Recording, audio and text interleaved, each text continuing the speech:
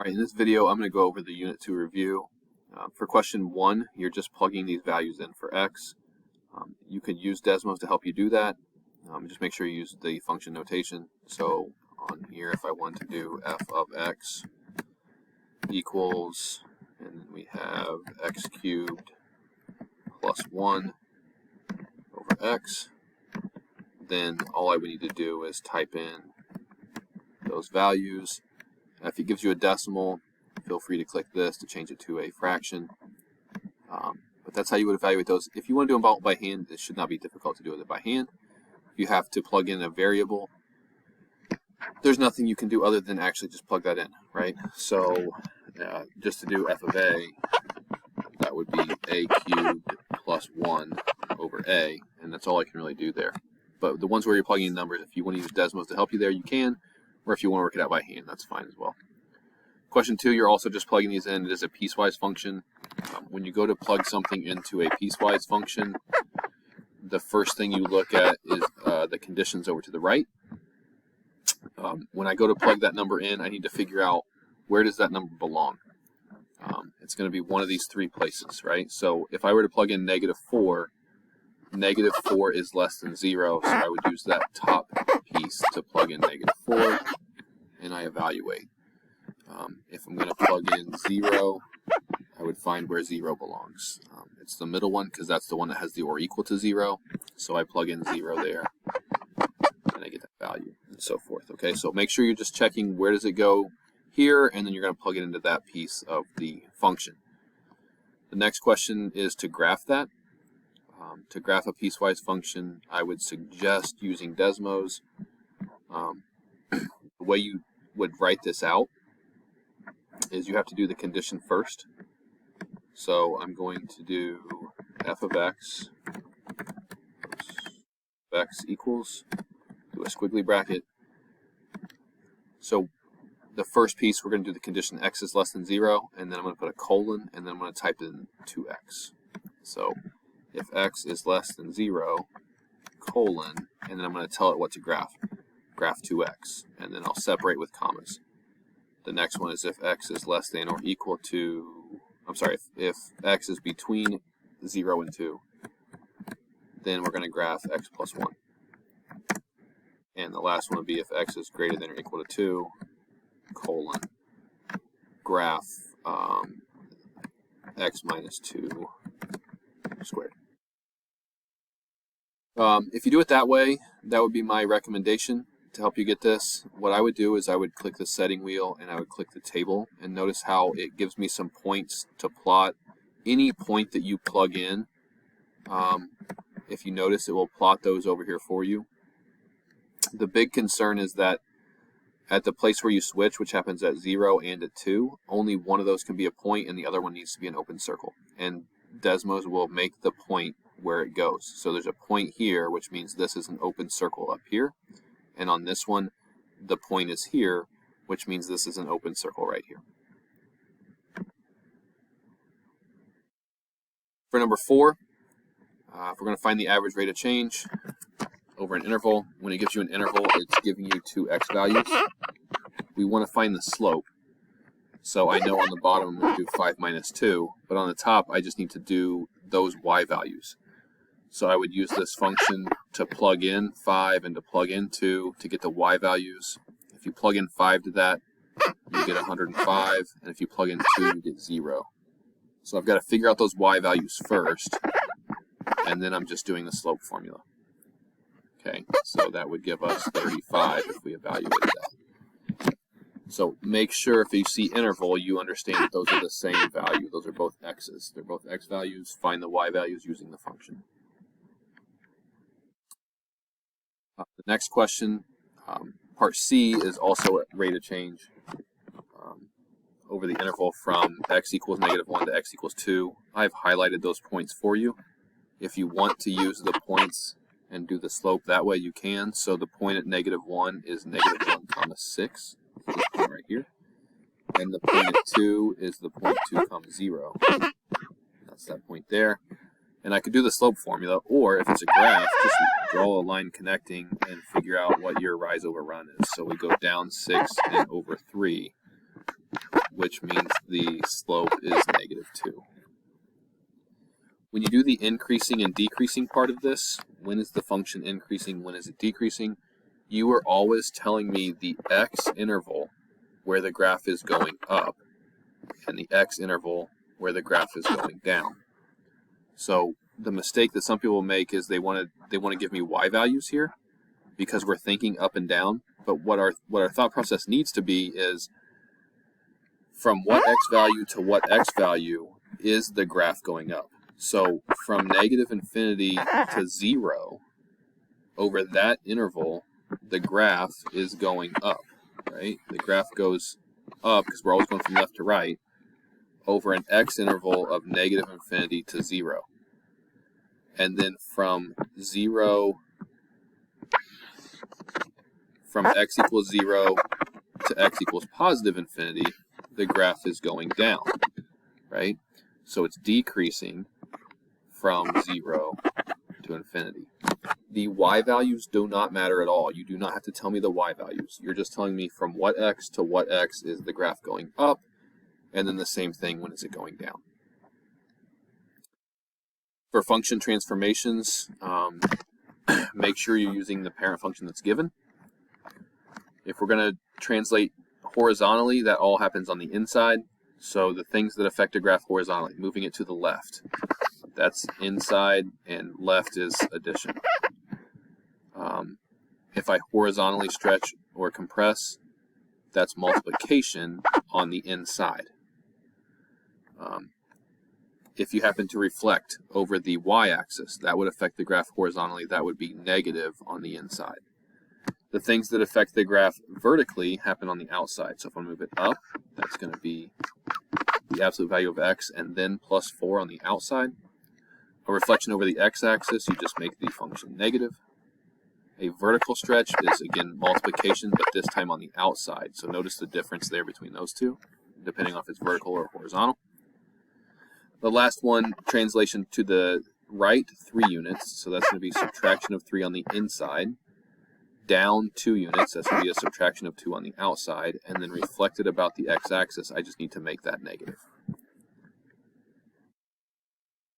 Standard form to vertex form, what I would suggest is graph this in Desmos. When you do, you will find that the vertex is -3, 2.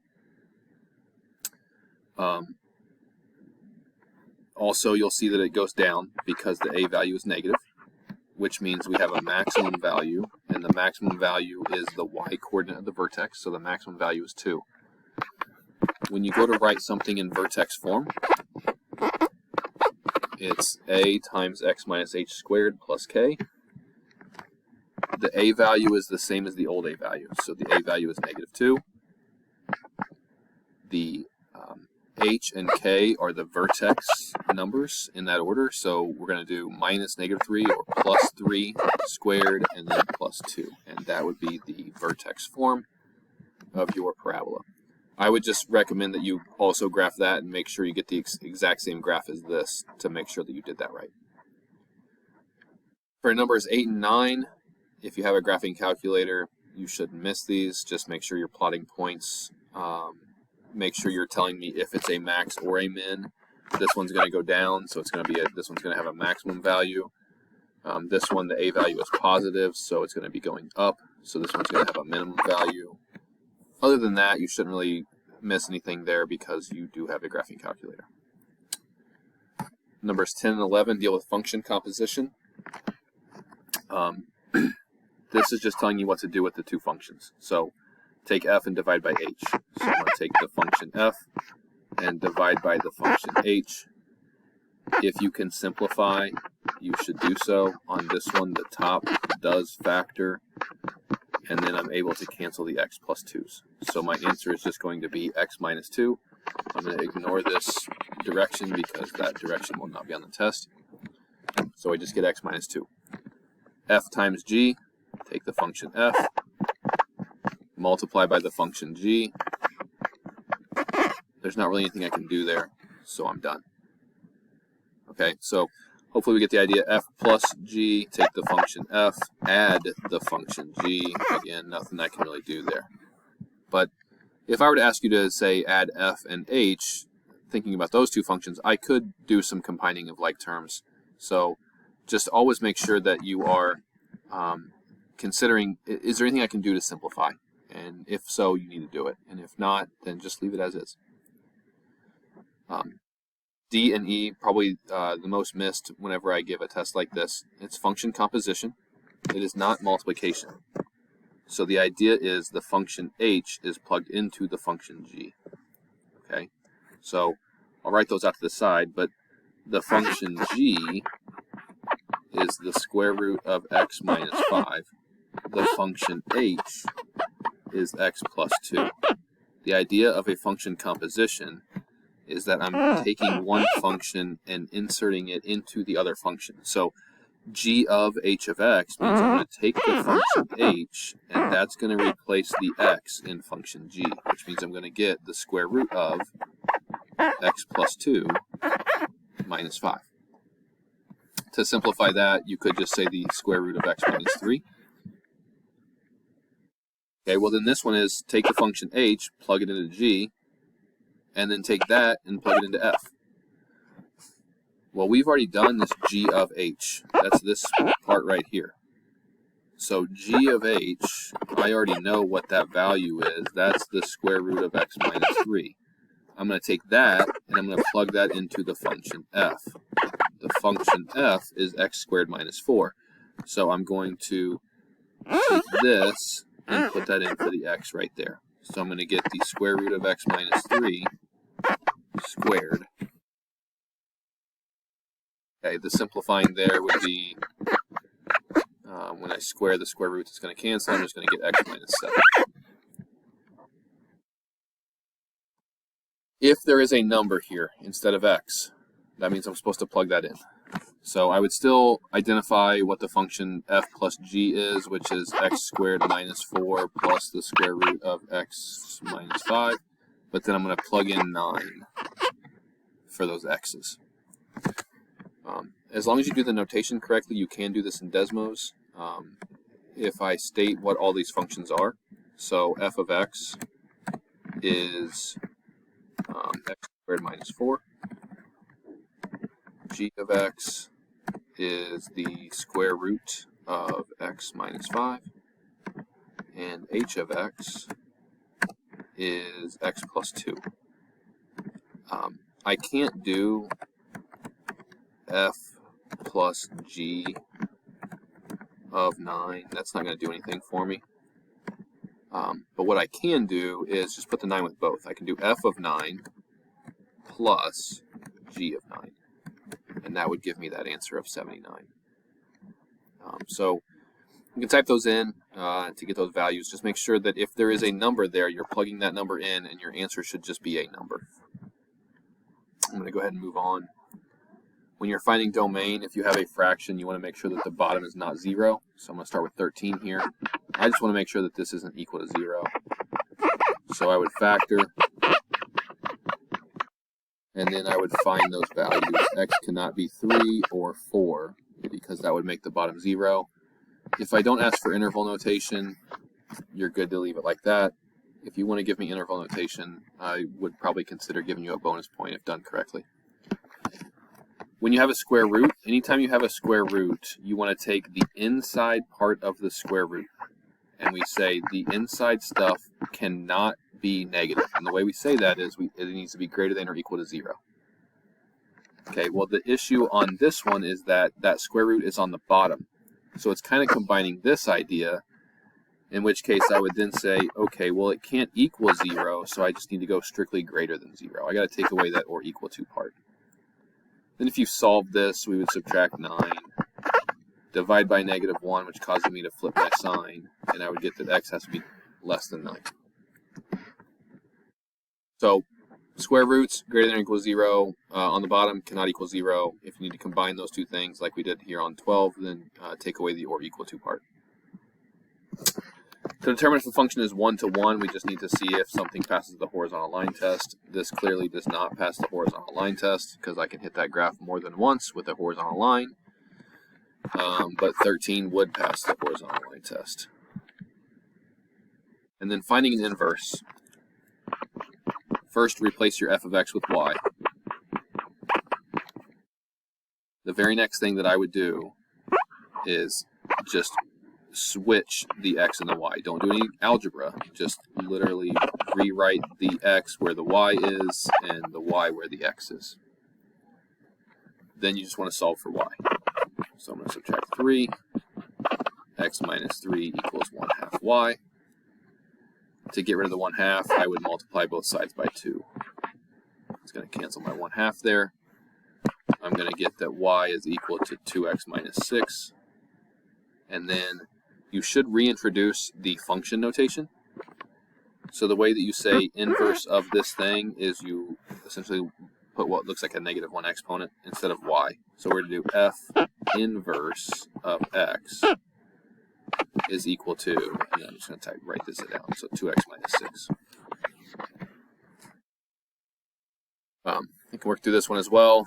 I'm going to make this y, and I'm going to switch x and y, so I'm going to go ahead and just do that and say that x equals the cube root of -y plus 2.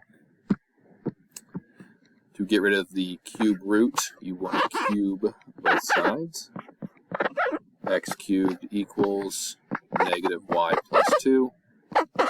Subtract the 2. We're just trying to get y by itself at this point. X cubed minus 2 equals -y. Divide everything by -1 to get rid of that negative, which is essentially just going to change the signs here. So I'm going to get negative x cubed plus 2 is equal to y. And then I would reintroduce my function notation. Notice this time it is the function g, not f. So I'm going to say g inverse of x is equal to negative x cubed plus 2. I hope this was helpful. If you have questions outside of this, please see me before your test.